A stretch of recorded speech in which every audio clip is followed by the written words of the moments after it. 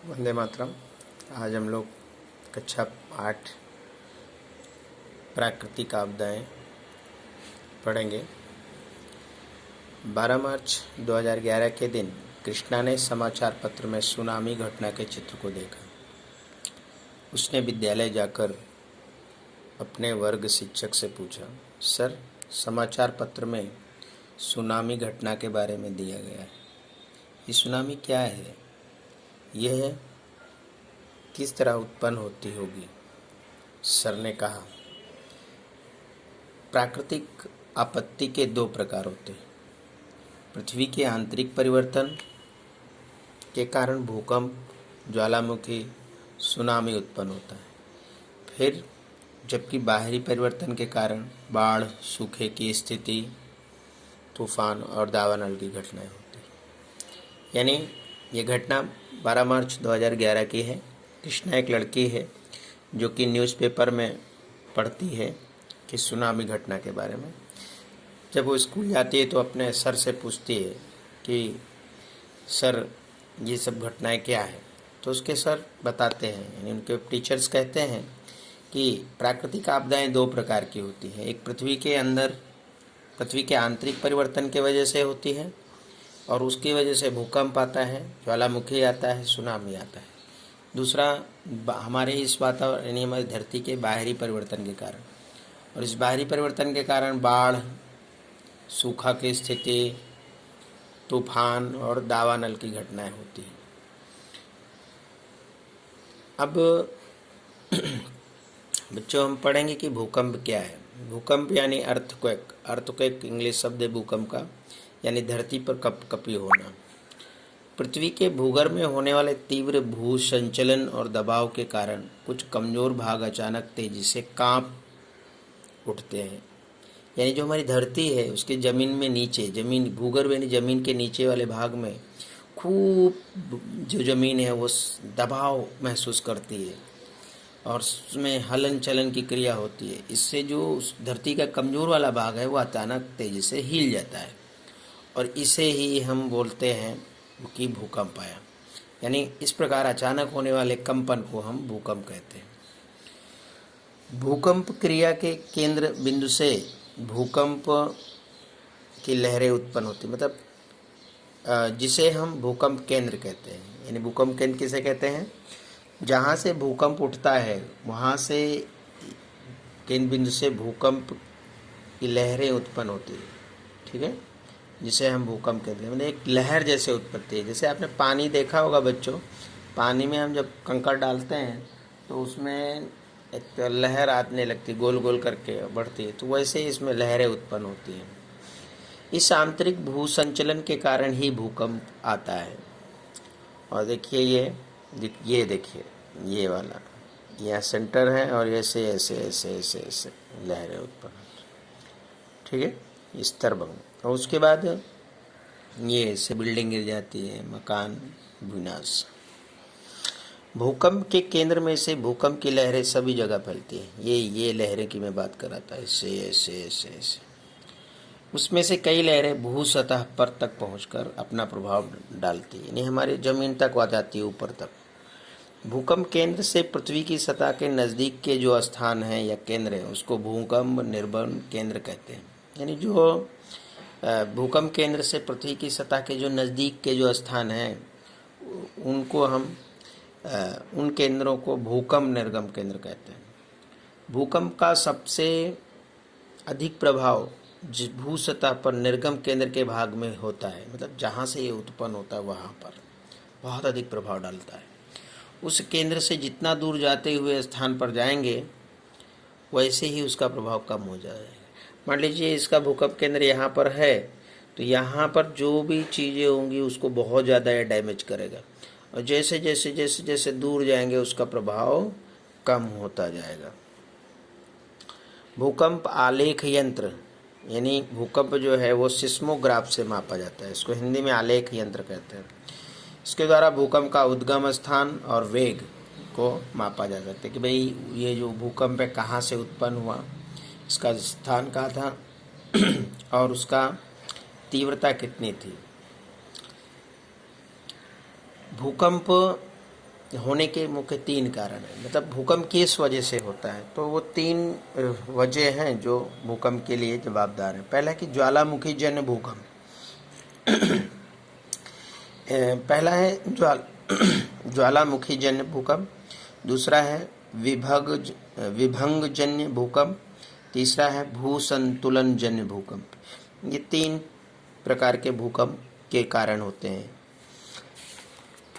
इन तीन वजहों से भूकंप की क्रिया होती है और भूकंप आता है, और भूकंप आने से जो है हमारा पूरा धरती नष्ट हो जाती है।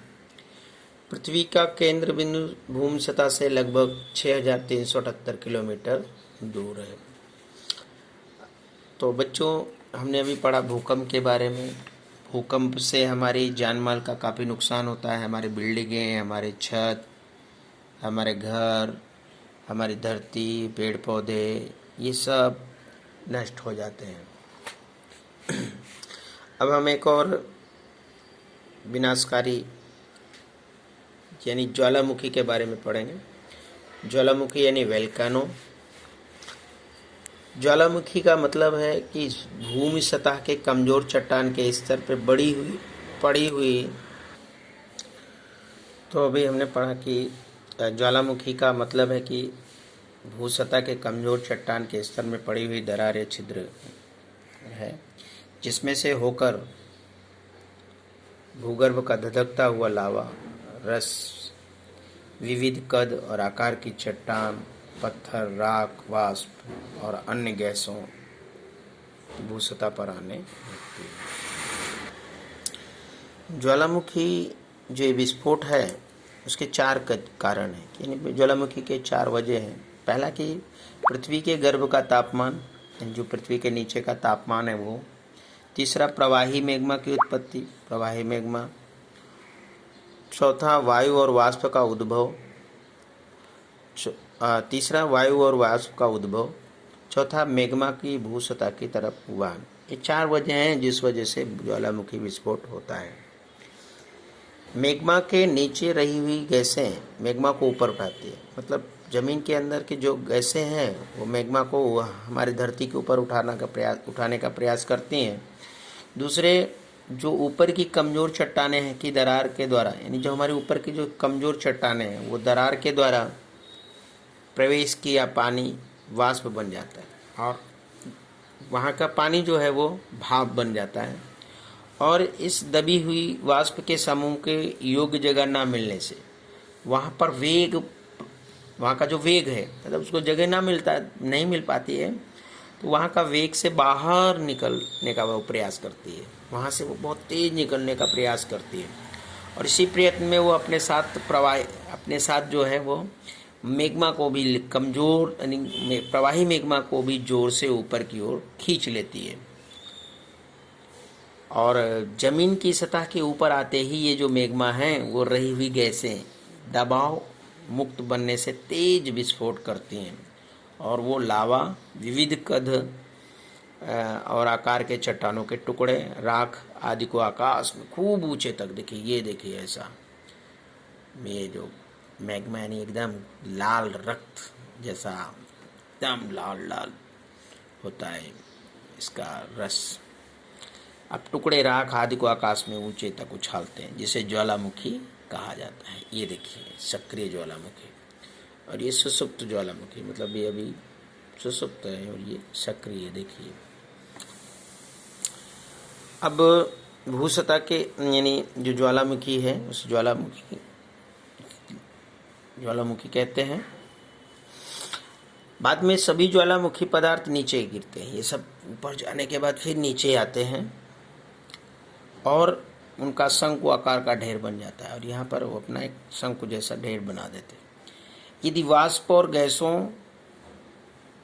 का प्रमाण अधिक हो, वाष्प और गैस का प्रमाण अधिक हो तो भू सतह के ऊपर कम जगह वाला छिद्र हो तो भयंकर विस्फोट होता है। परंतु वाष्प और गैसों का प्रमाण कम हो और भूसतह की लंबी दरार में विस्फोट होता हो तो लावा धीरे धीरे और शांति से बाहर निकलता है। यानी आपने देखा कि अगर भूसतह से ऊपर कम छेद वाली जगह है तो भयंकर विस्फोट होता है, और वाष्प जैसे गैसों का प्रमाण कम हो और भूसतह लंबी दरार में हो तो विस्फोट धीरे धीरे धीरे धीरे होता है। अब बच्चों, जो ये ज्वालामुखी है, ये यानी ज्वालामुखी के 3 प्रकार होते हैं। पहला सक्रिय ज्वालामुखी, दूसरा सुसुप्त ज्वालामुखी और तीसरा मृत ज्वालामुखी। यानी ज्वालामुखी 3 प्रकार के पाए जाते हैं, सक्रिय, सुसुप्त और मृत। हमारे संसार में बहुत सी जगह पर विविध प्रकार के ज्वालामुखी हम देखते हैं। हमारे भारत में अंडमान निकोबार द्वीप समूह में केवल एक ही जगह पर ज्वालामुखी आया हुआ, मतलब हमारा जो भारत देश है उसमें अंडमान निकोबार द्वीप समूह में एक ही ज्वालामुखी आया हुआ। ज्वालामुखी का विस्फोट जिस प्रदेश में होता है वहाँ स्थानीय विस्तार में भयंकर विनाश होता है। मतलब जहाँ पर ये ज्वालामुखी का विस्फोट होता है वहाँ पर बहुत सारा नुकसान होता है। ज्वालामुखी से लाभ भी है, मतलब जहाँ पर नुकसान भी होता है लेकिन कहीं ना कहीं उससे कुछ लाभ भी मिलता है। जब ज्वालामुखी फूटता है तो लावा फैल जाता है, तो उससे ज़मीन उपजाऊ बन जाती है, उसकी ज़मीन की उपजाऊ शक्ति बढ़ जाती है। जावा और सुमात्रा की लावा में से बनी हुई ज़मीन खूब ही उपजाऊ होते हैं, अच्छी खेती होती है। मतलब एक जावा और सुमात्रा स्थान है, वहाँ पर ज्वालामुखी हमेशा आती है, तो वहाँ की जो ज़मीन है वो बहुत उपजाऊ है। इससे ज्वालामुखी के ढलान वाले क्षेत्र की पोटाश युक्त मिट्टी में खेती करके किसान अधिक उत्पादन कर सकते हैं। मतलब वहाँ पर जो किसान हैं वहाँ की जो मिट्टी है वो पोटाश युक्त हो गई, यानी बहुत अधिक उपजाऊ है। इससे वो लोग अपने खेती करते हैं और खूब उत्पादन करते हैं। ज्वालामुखी क्षेत्र के गर्म पानी के झरने में जंतुनाशक द्रव्य होने से अब ये जो ज्वालामुखी है उसका गर्म पानी होता है और वो उसमें पानी में जंतु भी मर जाते हैं। इससे जो चमड़ी के रोग हैं, जो चमड़ी के रोग हैं और चमड़ी से संबंधित जो लोग हैं उनको अगर ये बीमारी हुई है तो उनके लिए आशीर्वाद स्वरूप हो जाता है। मतलब उनके लिए बहुत फ़ायदा करता है, चमड़ी से संबंधित रोग वाले लोगों के लिए।